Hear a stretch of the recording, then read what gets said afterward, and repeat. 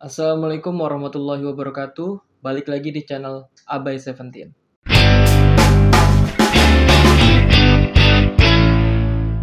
Di video ini kita akan agak sedikit berbeda ya dengan video-video sebelumnya karena kita akan melibatkan spidol dan papan tulis. Mendekati 2024, kita akan melewati tahun-tahun politik. Jangankan 2024, 2023-nya pun udah jadi tahun-tahun politik. Jadi sebelum kita ngomongin politik lebih dalam, kita ngadu bacot di grup-grup WhatsApp gitu ya. Ada baiknya kita mengetahui dulu soal spektrum politik. Mudah-mudahan kelihatan ya.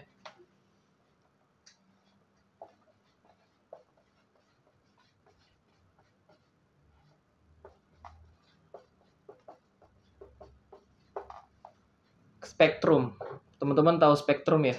Jadi maksudnya spektrum di sini adalah ada posisi tengah, 0, 0, dan posisi yang kanan itu posisi yang kita sebut di sini adalah kanan, yang posisi kiri adalah posisi kiri. Gitu ya. Jadi kurang lebih seperti ini. Ini titik 0.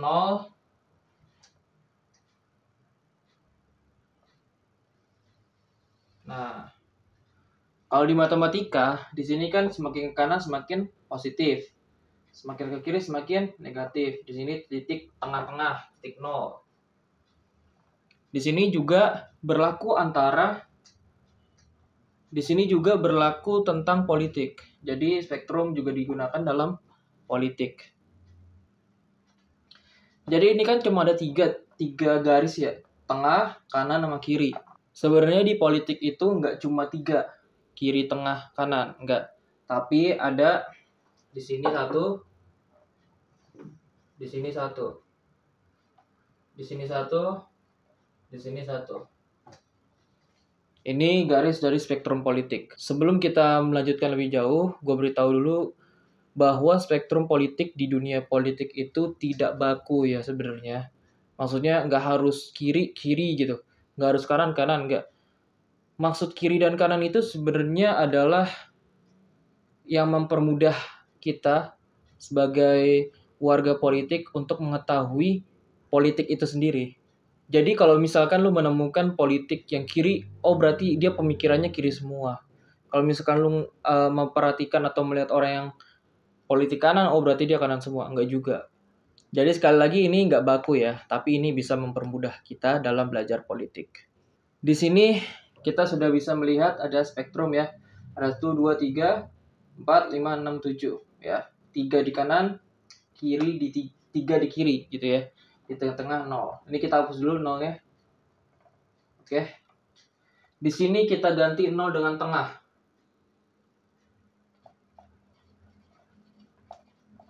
Gitu. Di sini adalah kanan. Sedangkan di sini adalah kiri. Tengah, kanan, kiri. Nah, di sini kan masih kosong nih. Yang di sini adalah kanan, tengah. Di sini juga kiri,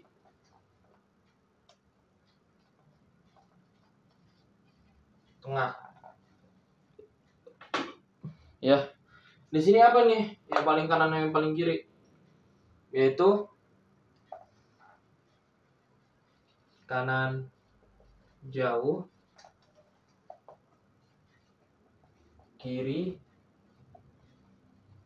jauh. Jadi kita sudah menemukan tengah, kanan jauh, kiri tengah, kiri jauh ya. Nah, kita akan melihat ideologi-ideologi yang mungkin gak asing di telinga kita seperti kapitalisme, sosialisme, komunisme, dan yang lain-lainnya. Nah, dan mereka ini semua ada di spektrum politik yang mana? Kita mulai dari kanan tengah dulu. Ya. Di kanan tengah, di sini adalah contohnya ya, salah satunya adalah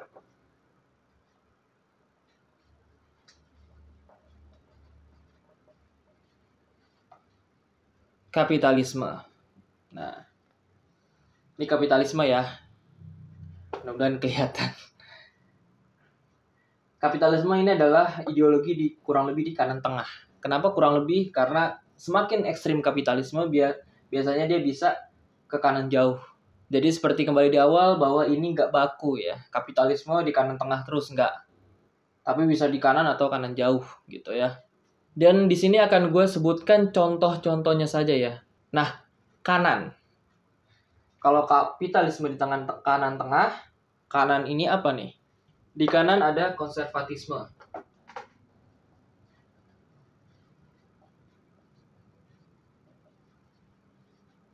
Ya. Di sini kapitalisme, di sini ada konservatisme. Konservatisme itu adalah ideologi yang pengen ada terus di status quo. Kalau di kitanya zona nyaman gitu ya. Jadi nggak mau ada perubahan yang ekstrim gitu. Kurang lebih di sini konservatisme. Sama konservatisme bisa di kanan tengah juga gitu ya. Jadi ini nggak baku.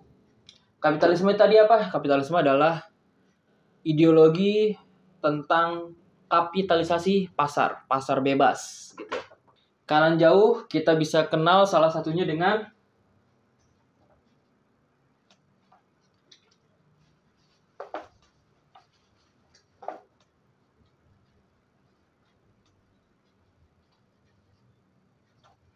Nazisme. Jadi Nazi ya. Nazi itu termasuk di kanan jauh atau ekstrim kanan. Kita simpan dulu ya. Ini kanan udah selesai semua. Kita lanjut ke kiri tengah. Di kiri tengah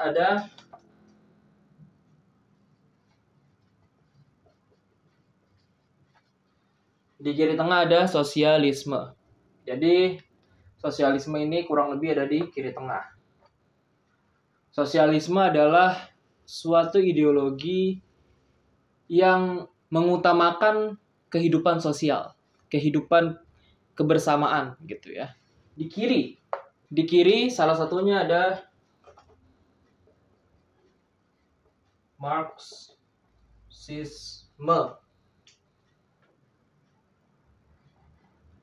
Jadi Marxisme ini ada di kiri, kurang lebihnya di kiri. Marxisme ini seperti apa namanya, yaitu adalah pemikiran Karl Marx. Nah, kiri jauh nih apa nih? Bisa tebak nggak?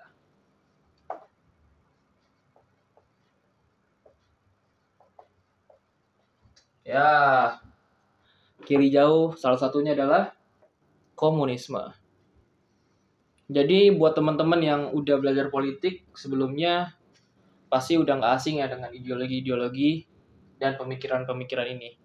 Dan khusus buat lu yang memang udah expert di bidang politik, kalau memang gua salah, itu di komen aja ya.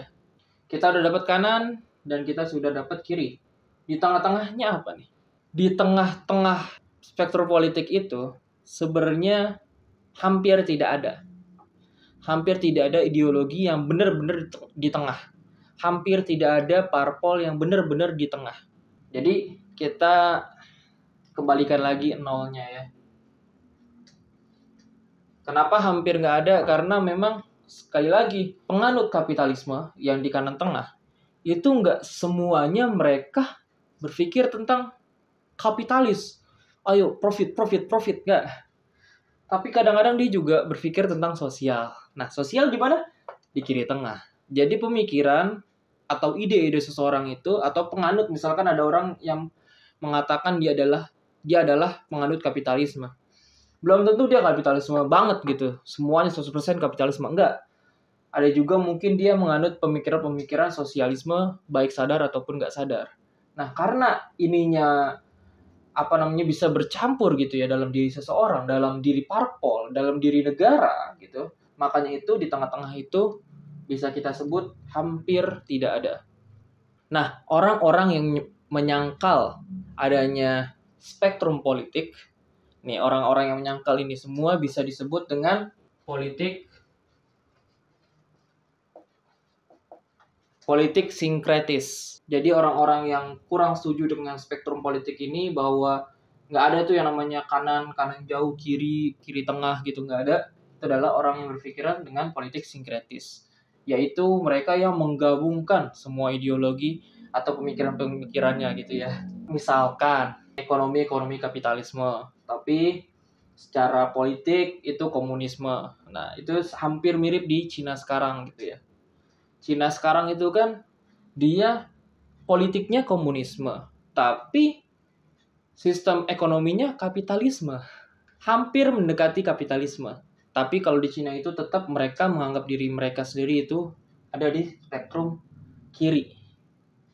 Nah, tadi kan gue bilang di tengah ini hampir tidak ada ya. Tapi kalau misalkan ada orang yang kekeh tetap gue itu di tengah gitu. Gue parpol tengah. Gue ideologi tengah, nggak kanan, nggak kiri. Nah, orang-orang di sini disebut sentris atau moderat. Nah, ini kembali lagi ya, ini nggak ada yang salah, yang nggak ada yang benar ya. Walaupun tadi gue bilang yang di tengah ini hampir nggak ada, ya bebas-bebas saja kalau mereka mengatakan diri mereka itu moderat atau sentris gitu. Nggak ada masalah. Nah, ini pengenalan kanan kiri ini untuk mempermudah kita ya. Yang kanan ini nih disebut keteraturan. Di kiri disebut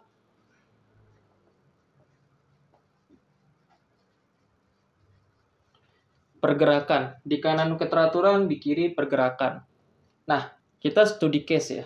Waktu Perang Dunia Kedua, gitu kan. Ideologi nyampur di situ tuh pada perang ya. Salah satunya sekutu. Sekutu itu adalah Amerika Serikat dan Uni Soviet.